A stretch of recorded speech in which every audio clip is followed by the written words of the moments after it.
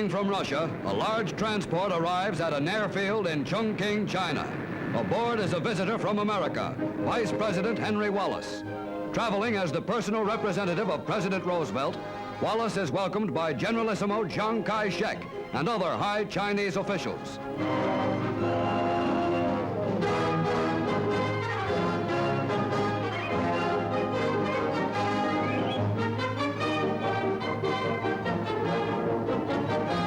At Zhang's summer residence, over 150 guests attend an official banquet given by the Generalissimo and Madame Zhang in Wallace's honor. Zhang proposes a toast to President Roosevelt. In his response, Wallace said to the Chinese people, more than 20 million of whom have been killed in the war with Japan, there is reason to hope that China will be free in a year.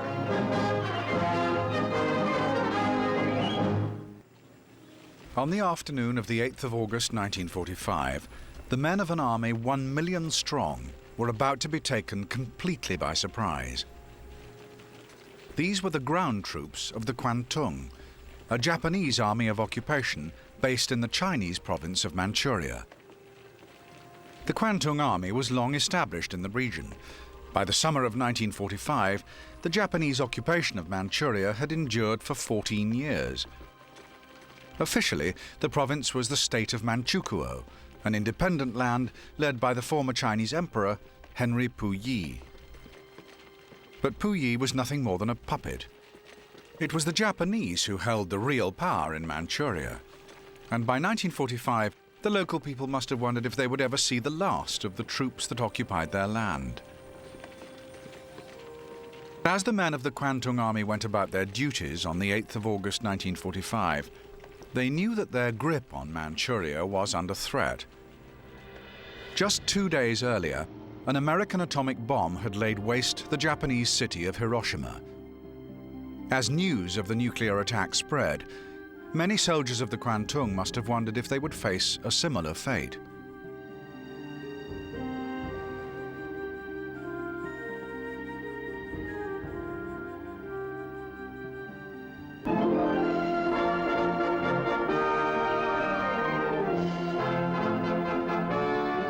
Of many nations, American, British, Canadian, and those driven from their homes by Nazi persecution, have perfected the atomic bomb, most astounding development of scientific history.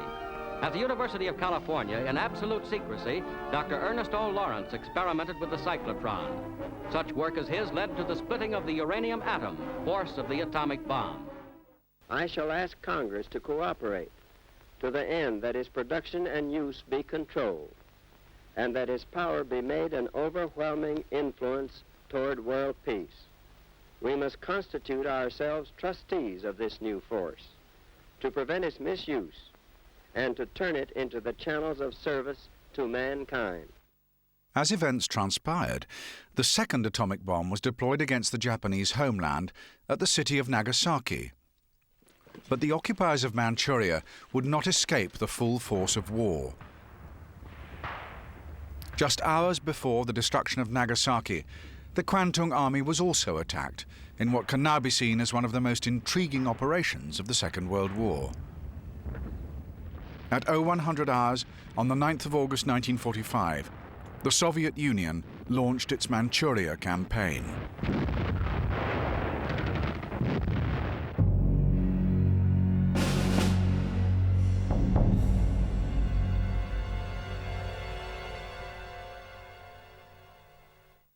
General George C. Marshall, General H.H. Arnold, Chief of the Air Forces, and Fleet Admiral Ernest J. King attend the meeting. General A.I. Antonov, Red Army Chief of Staff, and Soviet officers meet with the Americans. On 8th August, 1 week after the conference ended, Russia declared war on Japan and sent her Siberian armies into Manchuria.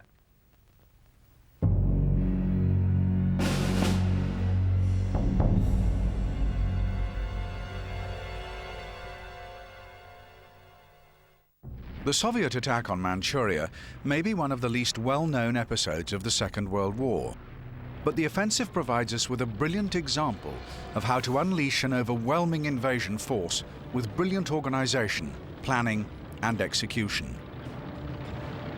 All through the summer of 1945, men and material was relocated from Europe to the Far East as part of the preparation.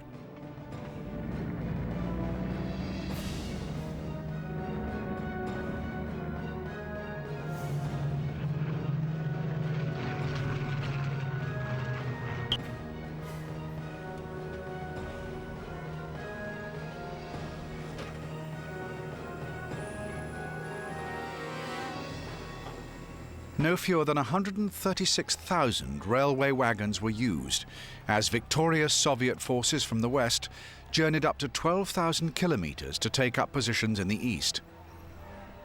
By early August, 1.6 million men were ready to take part in the Manchuria attack, along with 5,500 tanks and no fewer than 28,000 guns, mortars and rocket launchers.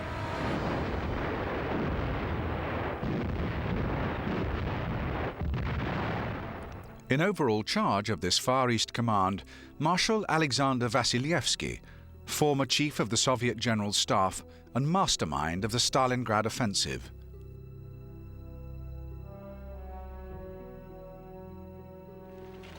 Now, in August 1945, this gifted soldier found himself preparing for another huge engagement in a very different theatre.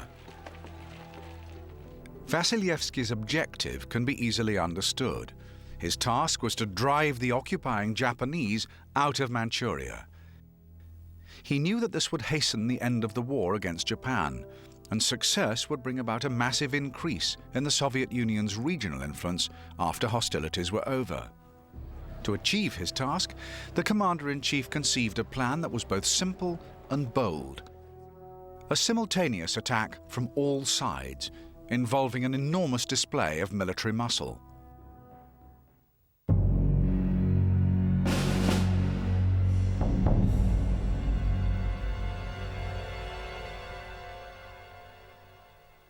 By the 8th of August 1945, Marshal Vasylyevsky had successfully organized his forces into 3 vast army groups, or fronts.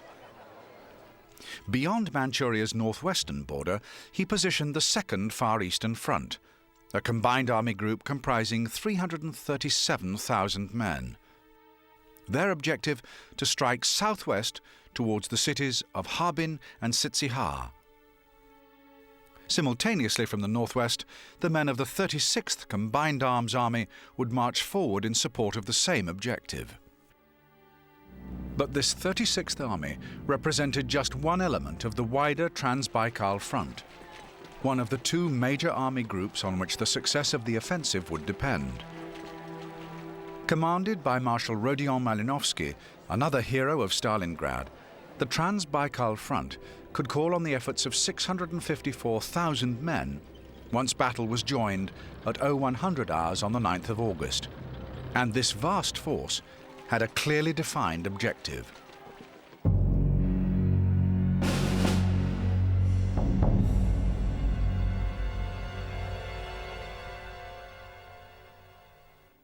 The overall plan determined by the Far East Command was for the Trans-Baikal Front to form one half of a classic pincer movement.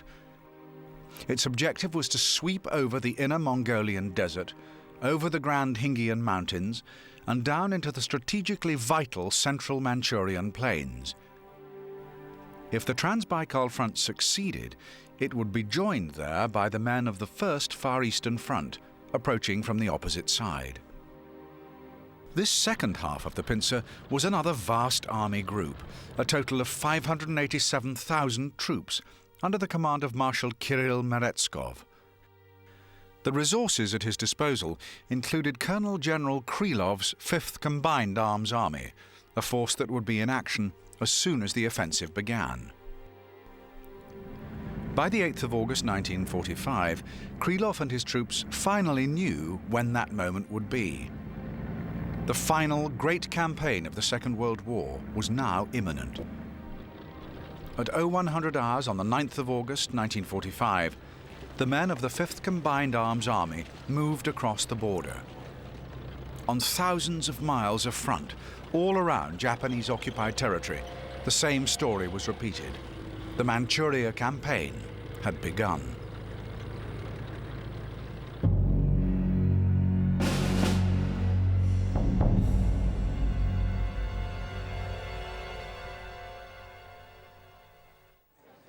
When Marshal Vasilievsky and his colleagues considered their strategy for the Manchurian campaign, there was some thought given to the idea of a staggered attack, to advance from the west before engaging the troops on the other side of the country.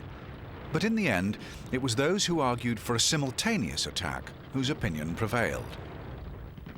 So the Trans-Baikal Front, the Second Far Eastern Front, and the First Far Eastern Front all attacked together. And if we consider the operations of just one army, we can gain an insight into the thinking behind the Manchurian offensive as a whole. Speed, surprise, flexibility, ingenuity. These were the keys to Soviet success, and the 5th Combined Arms Army of the First Far Eastern Front was just one force to deliver remarkable results. Its commander, Colonel General Krylov, was given a simple objective: to break through the Japanese defenses that stretched for 40 kilometers in a line through the town of Suifeno, the headquarters of the 124th Japanese Infantry Division. Krylov's troops had long experience of attacking fortified positions from their engagements in the Königsberg region of East Prussia. So in August 1945, they were given a chance to display their skills once again, 10,000 kilometers away.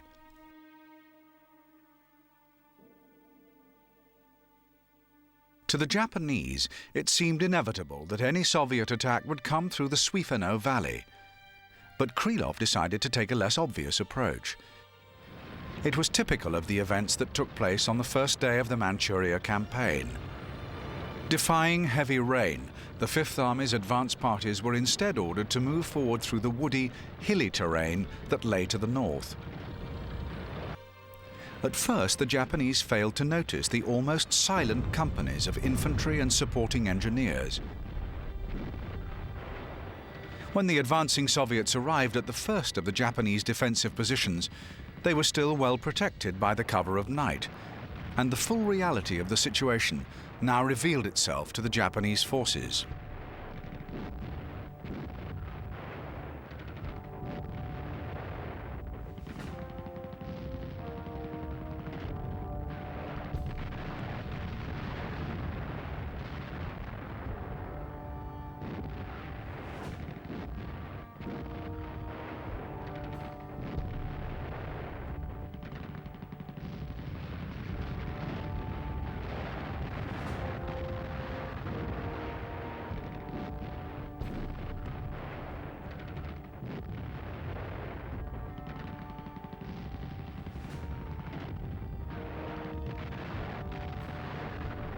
At the fortified position codenamed Sharp, the advanced troops of 5th Army's 144th Rifle Regiment launched their attack at 0400 hours.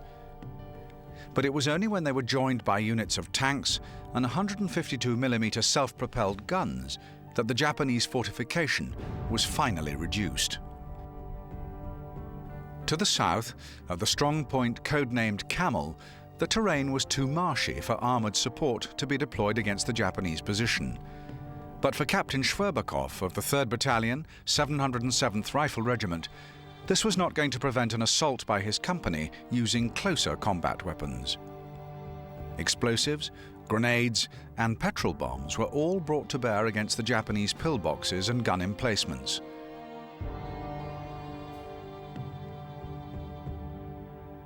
The unsettling menace of the flamethrower was also deployed with devastating effect.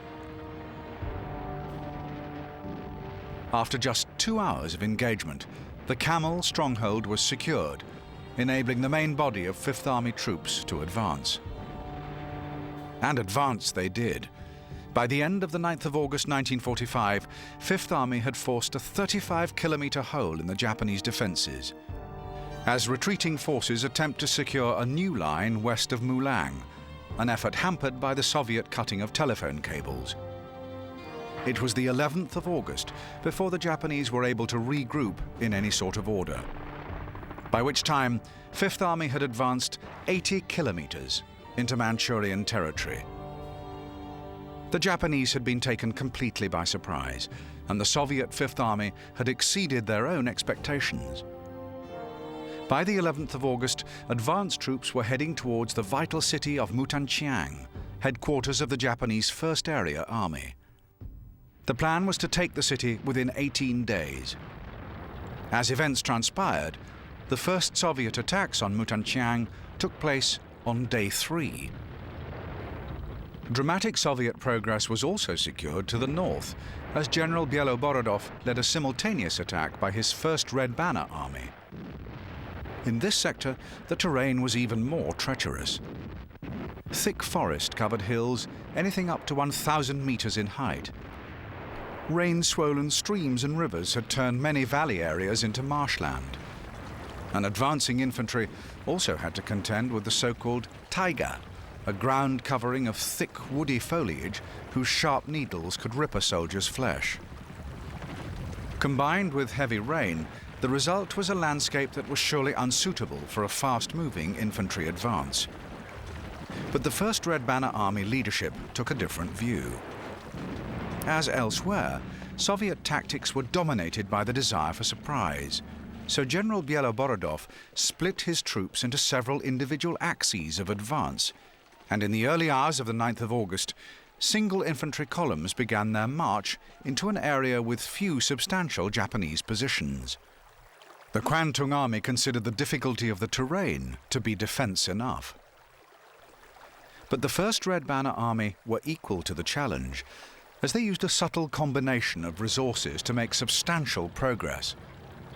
In the early hours of the 9th of August, 2 columns of regimental size led the way through the forest, hacking their way through the undergrowth as they went.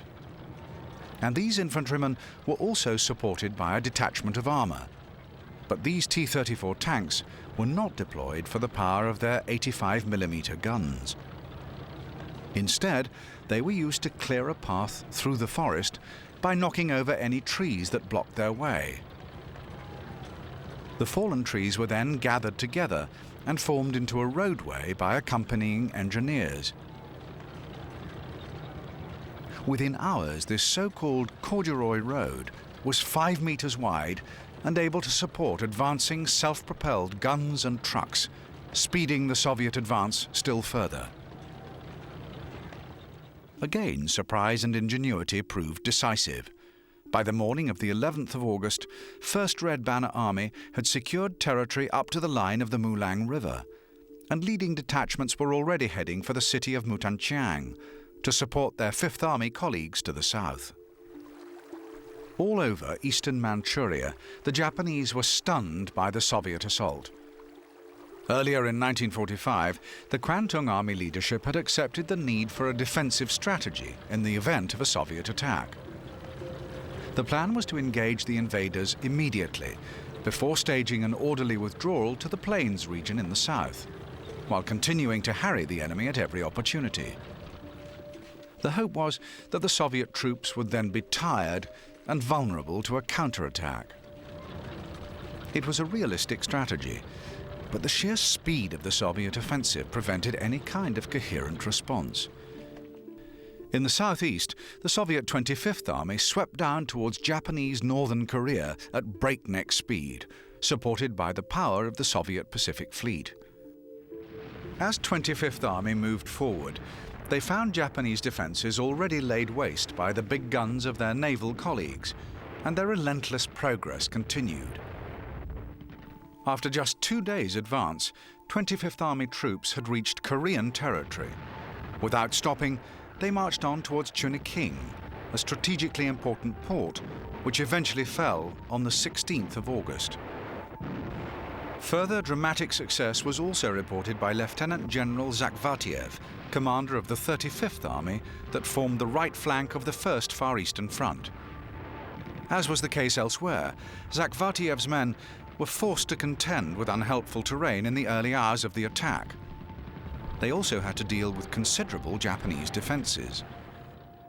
35th Army's task was to isolate and then reduce the 2 fortified regions of Hutu and Mishan.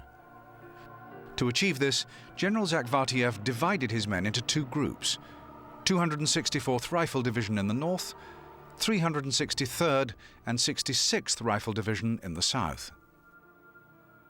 In this sector, the Soviet troops met with little Japanese opposition in the early hours of the advance. But this was hardly surprising. The terrain was appalling.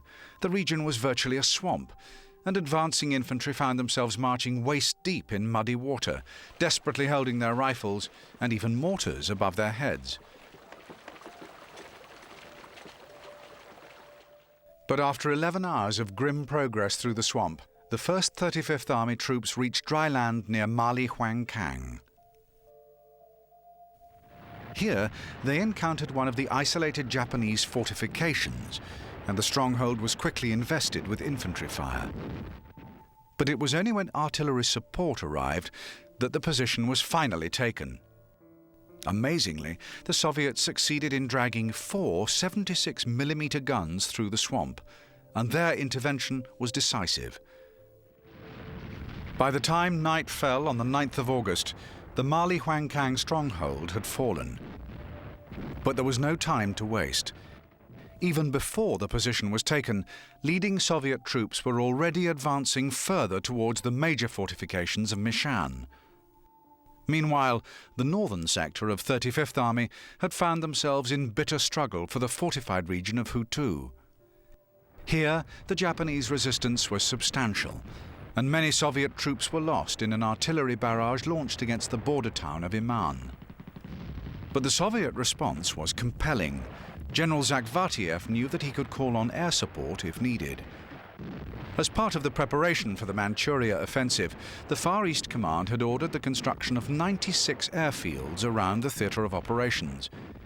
It was from one of these that General Zakhvatiev summoned the firepower of 49 IL-4 fighter bombers to launch a devastating attack on the Hutu stronghold. The decision to deploy all available firepower in support of infantry on the ground was a key feature of Soviet military thinking throughout the Manchuria campaign. But not even a huge air attack could force the full reduction of the Hutu stronghold. 2 days into the attack, pockets of resistance continued to hold out. But by now, General Zakhvatiev was able to advance his main northern sector troops towards Mishan, leaving behind enough troops to contain and eventually reduce the Hutu strongholds. This march to Mishan would involve another crossing of a deep swamp, but by allocating dedicated bridge and road building units within each advancing regiment, Zakhvatiev was able to secure a path through the marshland. Mishan eventually fell on the 12th of August, without much in the way of a fight. The Japanese defenders had already all but withdrawn. In all sectors of the First Far Eastern Front, the invading Soviet troops were rampant. We can assume that Marshal Vasilievsky and his fellow commanders were pleasantly surprised at the speed of their advance, but an element of caution still prevailed. The Japanese plan for a controlled withdrawal in the face of the onslaught was already all too clear.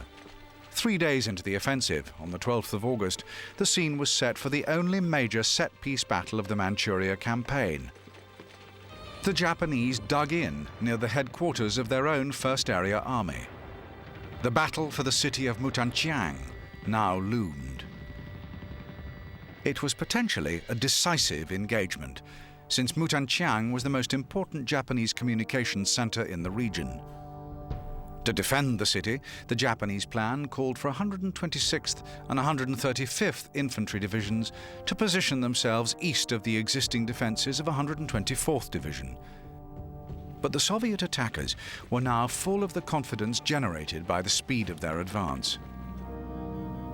The original invasion plan anticipated the capture of Mutanqiang by the 18th day of hostilities. But as early as day 3, General Krylov was able to dispatch an advance party of 5th Army to test the Japanese defenses at Mutanqiang. The result was clear. Even before the full might of Krylov's army could be brought to bear, the Japanese forces were engaged in a continuing withdrawal in the face of Soviet armor and especially artillery. But as the fighting continued, on the 13th and 14th of August, it was the Soviets who found themselves stretched briefly as leading elements of 5th Army sought to consolidate their positions in the Mutanqiang region. Tenacious resistance by the Kwantung Army was reported by many Soviet units as the bitter street fighting continued. But by the 15th of August, the Japanese hold on Mutanqiang stood on the brink of collapse, as Fifth Army closed in from the east of the city, while 1st Red Banner Army attacked from the north. Now the Katyusha rocket launchers pulverized the defenders' positions as infantry platoons joined in street-by-street combat. Eventually, on the evening of the 16th of August, 7 days into the offensive, the city of Mutanqiang fell to the Soviets, but the victorious troops were left in no doubt that their defeated enemy was a worthy foe, steeped in military honor.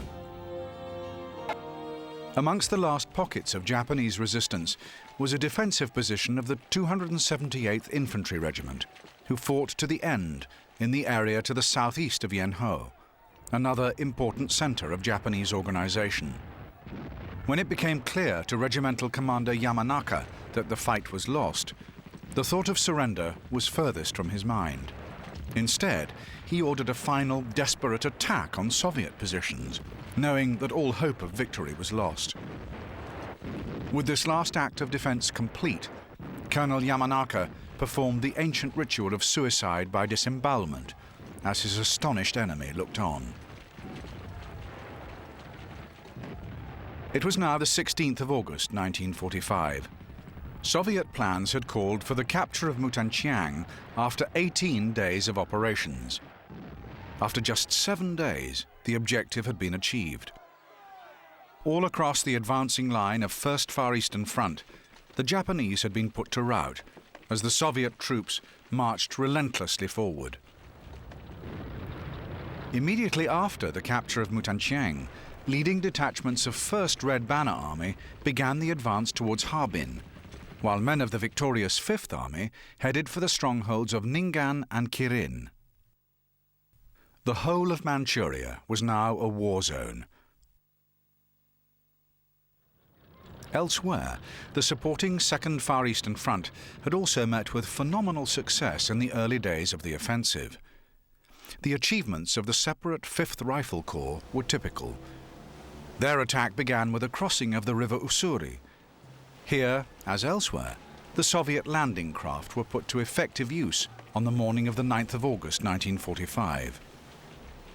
Within 48 hours, 5th Rifle Corps had achieved its aim of reducing the Japanese defenses at Yacho. With this achieved, a secure advance towards the major city of Polyi would be irresistible. Further north still, 2nd Red Banner Army were tasked to engage and destroy the fortified region in the area of Aihun and Sunwoo. This was a sector which saw a far more vigorous defense by the Japanese occupiers. It was here that the Soviets found themselves on the receiving end of one of the few Japanese assaults from the air during the Manchuria campaign. In the whole theatre of operations, Japan was able to deploy just 1,800 aircraft against a Soviet total of some 4,300.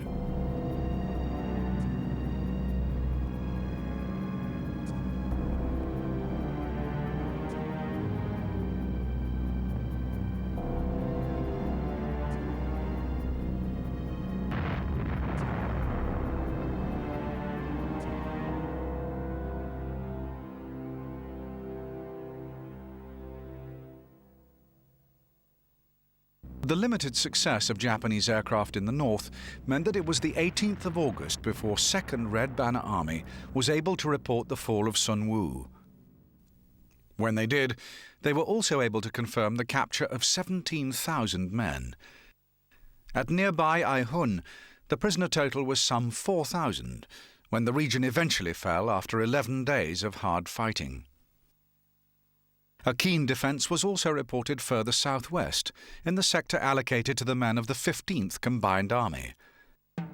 But in this 300-kilometre section of front, it was the physical features of the landscape that again presented the greatest difficulties to the invaders. This was another region of watery marshland, dominated by the rivers Amur, Ussuri and Sungari, all of them totally unfordable. An unsupported ground advance in a landscape like this would have been beyond the abilities of any invader. But the Soviet 15th Combined Arms Army was able to make good progress as soon as their attack began on the 9th of August. In the early hours of fighting, the vital river island of Tartar was seized by an amphibious operation involving the warships of the Amur flotilla. This river fleet proved to be a telling deployment, as 15th Army headed south towards Japanese positions at Hisingan-chen and Fuchen. 2 brigades of minesweepers and cutters were able to provide vital troop mobility in the Manchurian wetlands, as well as giving artillery support for those troops taking the few reasonable land routes available. Here, as elsewhere on the 9th of August 1945, the Katyusha rocket launcher made a devastating impact on the defending forces. The strongest of land fortifications could not last long against the 132mm shells fired from the ships of the Amur flotilla. Amazingly, the Amur flotilla enabled 15th Army to advance some 700 kilometres in a period of just 12 days. There were times when progress was hampered. Even the finest of Soviet tanks could still find itself stuck fast in the mud. But by the 21st of August, an advance party of men had arrived in Harbin, to be met by units of 1st Red Banner Army. 2 enormous forces of men had now connected with each other, and the battle for eastern Manchuria was all but over. It was the same story across a vast area of the Far East. 2nd Far Eastern Front was also detailed to act against the Japanese-occupied territories of southern Sakhalin and the Kuril Islands. Here, there was perhaps more than just military considerations behind the attack. Southern Sakhalin was part of the spoils gained by Japan after her triumph in the 1905 Russo-Japanese War. This had been a national humiliation for Tsarist Russia, and it was 40 years before her Soviet successor was able to avenge the defeat. Once again, it was an amphibious operation that played a huge part as 2nd Far Eastern Front set about their objectives. A 33-ship flotilla from the base at Sovetskaya Gavan was dispatched to support a ground attack from troops sweeping down from Soviet northern Sakhalin. Despite the fiercest of Japanese resistance, the whole of the island of Sakhalin was soon in Soviet hands. For the capture of the Kurils, an even bigger flotilla was required. 49 ships were used to land an entire division of troops for an assault against a well-established occupying force. Again, the fighting was ferocious, but the outcome was the same. When the Japanese eventually surrendered, the Soviet Union had gained control of the entire Kuril Islands chain. The Russian state remains in possession of the islands today, despite a continuing territorial claim by the Japanese state. This legacy of the Manchuria campaign continues to be a source of tension in the Northwest Pacific region. The conquest of the Kurils remains the most symbolic achievement of the men of 2nd Far Eastern Front in August 1945. With this in mind, it is remarkable to remember that the whole front was deployed in an essentially supporting role. Despite the involvement of 337,000 men, this was the smallest of the 3 enormous army groups deployed for the Manchurian offensive.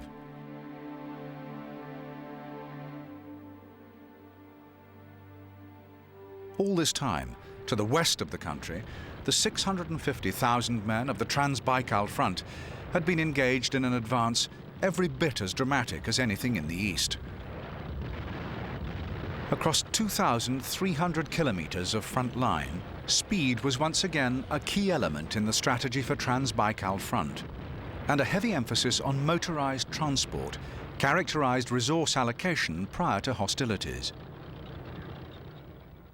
As soon as the Trans-Baikal began its attack on the 9th of August, the value of these transports was quickly demonstrated in the hostile territories of Mongolia and then Manchuria itself. The Japanese suspected that an invading army would attack along a possible 2 lines of advance, and they positioned their defenses accordingly. At strongholds like the city of Hailar, the Japanese fortifications were well established, but the Soviet commanders remained confident. With the huge resources available to him, including 10,000 guns and mortars and some 2,400 tanks, Marshal Milovsky decided to attack using 10 lines of advance.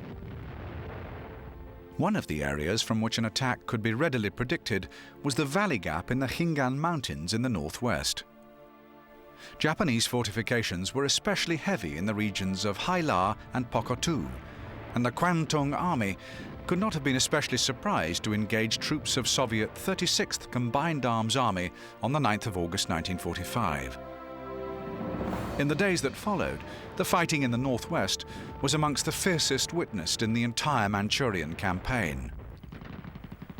For the attack on the stronghold of Haila, a key role fell to the men of the 205th Tank Brigade. Having crossed the river Argun, this armoured detachment swept south towards the stronghold of Haila. In just 12 hours, they covered 100 kilometres and secured an initial position in the city. But the Japanese fought tenaciously against this forward detachment. It was only after 24 hours of bitter engagement that the 205th Tank Brigade were joined by their colleagues of the 9th Rifle Regiment as the fighting continued. It was 8 days before the region of Pokot was finally subdued, and the defences at Haila held out for a further 24 hours. The men of the Japanese 8th Independent Brigade and the 119th Infantry Division covered themselves in glory. But long before the end, they knew that the Soviet investment they faced was no more than a diversionary episode in the unfolding drama. The Soviets had known only too well of the Japanese strength in the region, and Soviet planners had been careful not to allocate the best troops for this sector of the Manchurian attack. War is necessarily an enterprise that requires cold, calculating thinking. In simple terms, the Soviet commanders were prepared to suffer large losses amongst the men of the 36th Army in the pursuit of their diversionary objectives. The real Soviet thrust was far away in the south, and from the very beginning, its progress was spectacular. Furthest south of all, the Soviet Mongolian Combined Cavalry and Mechanized Group were tasked with a march across the Mongolian desert towards the cities of Dolonor and Kalgan.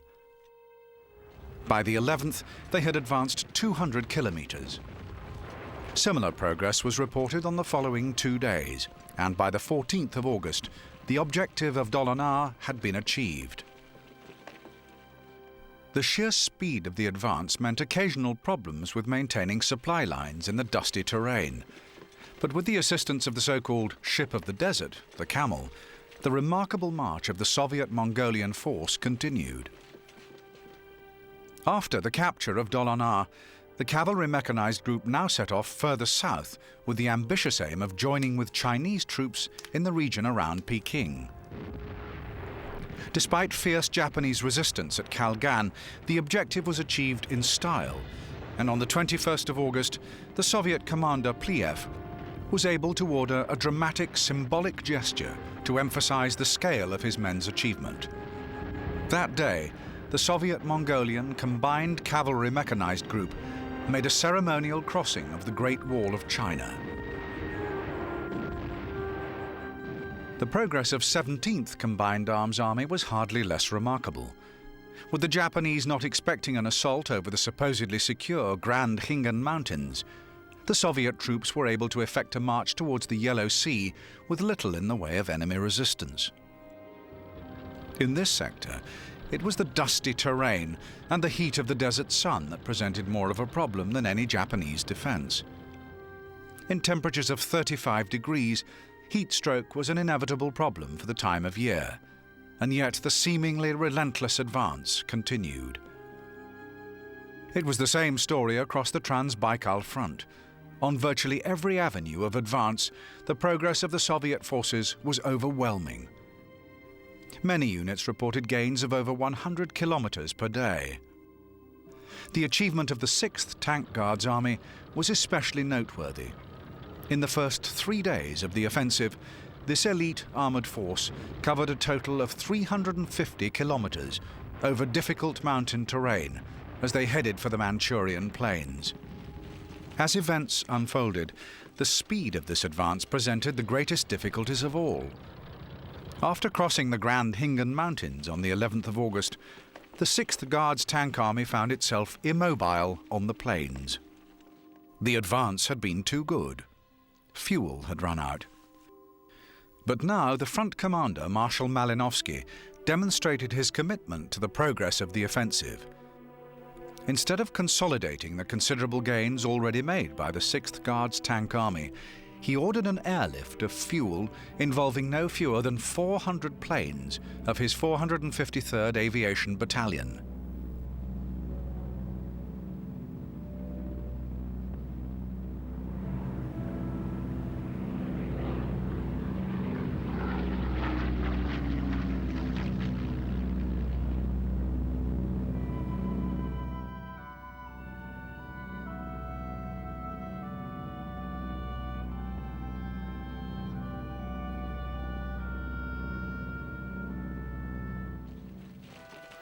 By the time the advance was able to resume fully on the 13th of August, the situation on the Trans-Baikal front was already clear.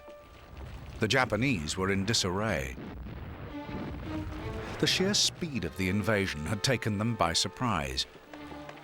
In the face of an army marching forward at 100 kilometres per day, the defending forces had little choice but to withdraw into fortified positions, to be taken out at the leisure of the Soviet commanders. A well-organized retreat was impossible under the circumstances, and by the 14th of August, after just 5 days of fighting, the Japanese leadership knew that the battle for Manchuria was effectively over. They also knew that the war itself was lost.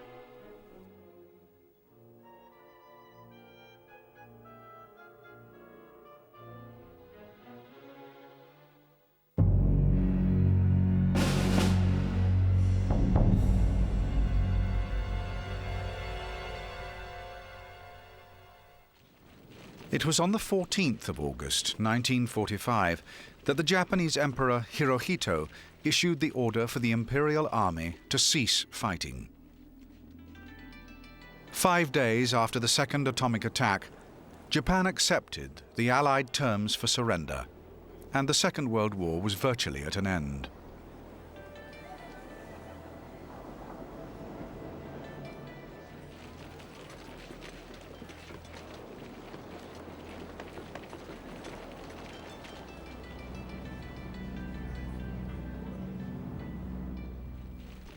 In Manchuria, some Japanese units accepted the order and laid down their weapons. But in other battle zones, the Japanese fighting spirit continued to show itself.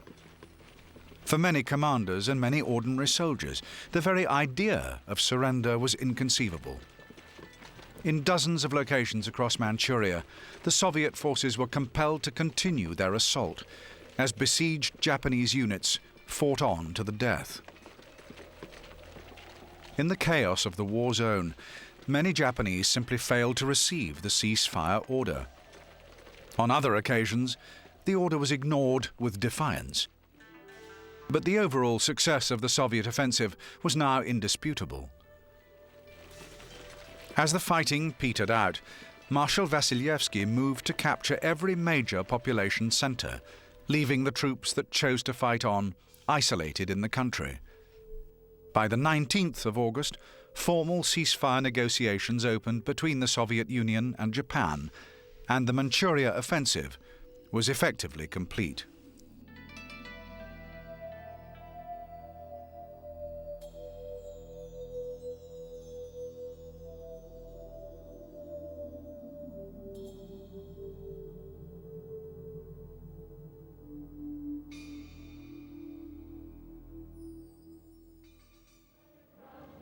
The puppet state of Manchukuo was now consigned to history. For its nominal leader, Henry Puyi, 10 years in a Chinese prison lay ahead. For the Manchurian population, the Soviet offensive was a great act of liberation, and the invaders were greeted as heroes. With the Japanese ejected, the path was clear for the restoration of Chinese sovereignty over the Manchuria region.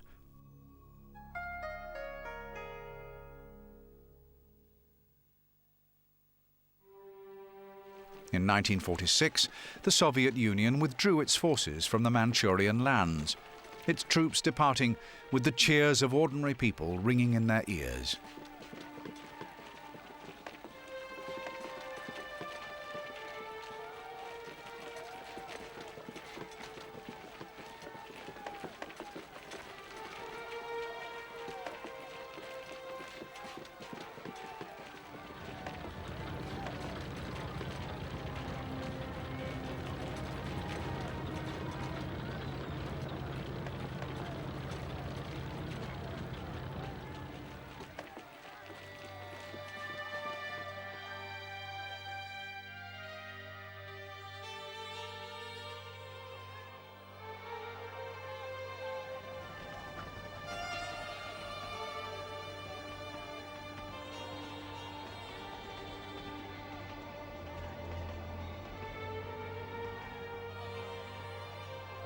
The acclaim was well-deserved.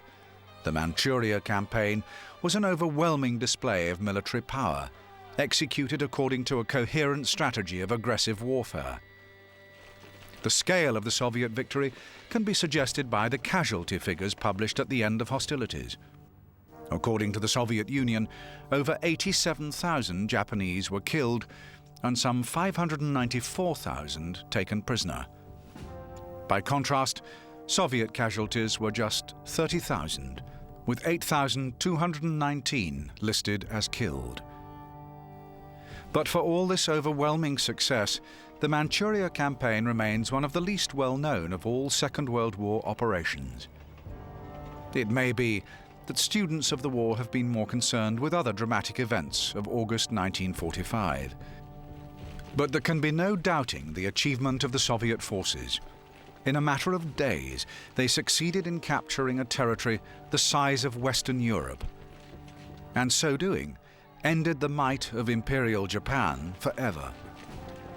History will always recognize that the land of Manchuria was the final battlefield of the Second World War.